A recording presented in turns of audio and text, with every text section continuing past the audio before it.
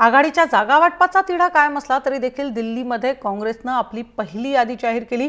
या यादीमध्ये 118 उमेदवारांचा समावेश आहे। पक्षांतर्गत विरोध आणि विद्यमान आमदार विलासकाका पाटील उंडाळकर यांचा तीव्र विरोध डावलून मुख्यमंत्री पृथ्वीराज चव्हाण यांना कराड दक्षिणमधून अखेर उमेदवारी देण्यात आली आहे। या यादीमध्ये अपेक्षेप्रमाणे प्रचार प्रमुख नारायण राणे यांच्यासह दिग्गज आणि काही नेत्यांच्या मुलांना उमेदवारी मिळाली आहे। मात्र राणे पुत्रांना दुसऱ्या यादीची प्रतीक्षा करावी लागणार आहे। विलासराव देशमुख यांचे पुत्र अमित देशमुख यांना लातूरमधून उमेदवारी देण्यात आलेली आहे।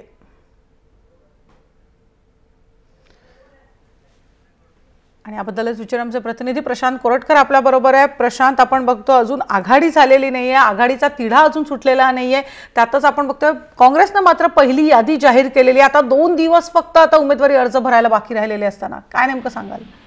मनुश्री, एक गोष्ट महत्त्वाची आहे की काँग्रेसनी 1 स्टेप अहेड राष्ट्रवादीपेक्षा यादी घोषित करून महत्त्वाची झेप घेतलेली असं म्हणता येईल। आणि ज्या कॉन्ट्रोवर्शियल जागा आहे, जिथे वाद आहे, त्या जागा मात्र अजूनपर्यंत घोषित केलेल्या नाहीत। त्यापैकी जर आपण विदर्भातली जर गोष्ट केली तर यवतमाळ मतदारसंघ हा अत्यंत महत्त्वाचा आहे। माणिकराव ठाकरे यांचा मतदारसंघ आहे आणि त्यांचा मुलगा राहुल याला तिकीट देण्यासंदर्भात माणिकराव जोरदार फिल्डिंग लावत होते।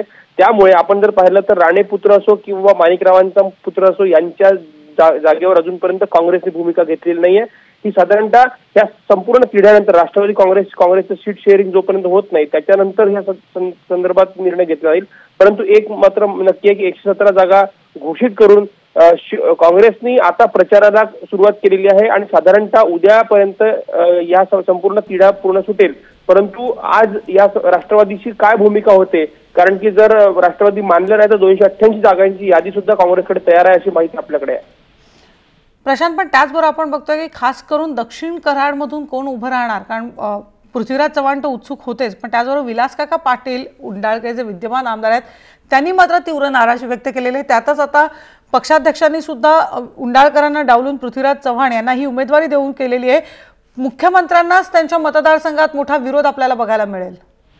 मनुश्री, ही गोष्ट नक्की आहे, परंतु ज्या पद्धतीने उंडाळकरांचं समाधान पक्षश्रेष्ठींच्या वतीने कुठल्याही परिस्थितीत केलं जाऊ शकतं, कारण की मुख्यमंत्री याच्या आधी निवडणूक लढले नव्हते आणि विधानसभेची, आणि त्यामुळे आपण पाहिलं की कुठल्याही परिस्थितीत काँग्रेस त्यांच्या लिडरशिपमध्ये जर निवडणुकीला सामोर जात आहे तर त्यांना कुठल्याही परिस्थितीत कराडमधून उमेदवारी मिळणं हे अपेक्षित होतं। आणि तशी सुतोवाच सुद्धा मुख्यमंत्र्यांनी वारंवार केलं होतं की पक्षश्रेष्ठी जर मला उभं करतील तर मी उभं राहायला तयार आहे। आणि तसंच काँग्रेसनी पहिल्या यादीमध्ये त्यांचं नाव घोषित करून ते स्पष्ट केलेलं आहे। नाराजीचा प्रश्न आहे तो दूर केला जाऊ शकतो अशी शक्यता काँग्रेसच्या वतीने वर्तवण्यात येत आहे। धन्यवाद प्रशांत, त्या माहितीबद्दल। आपण बघितलं आघाडीच्या जागा वाटपाचा तिढा काय बसला तरी दिल्लीमध्ये काँग्रेसने आपली ही पहिली यादी जाहीर केलेली आहे। या यादीमध्ये 118 उमेदवारांचा समावेश आहे। आपण बघतो खास करून जे विद्यमान आमदार आहेत त्या आमदारांना यामध्ये उमेदवारी देऊ केलेली आहे।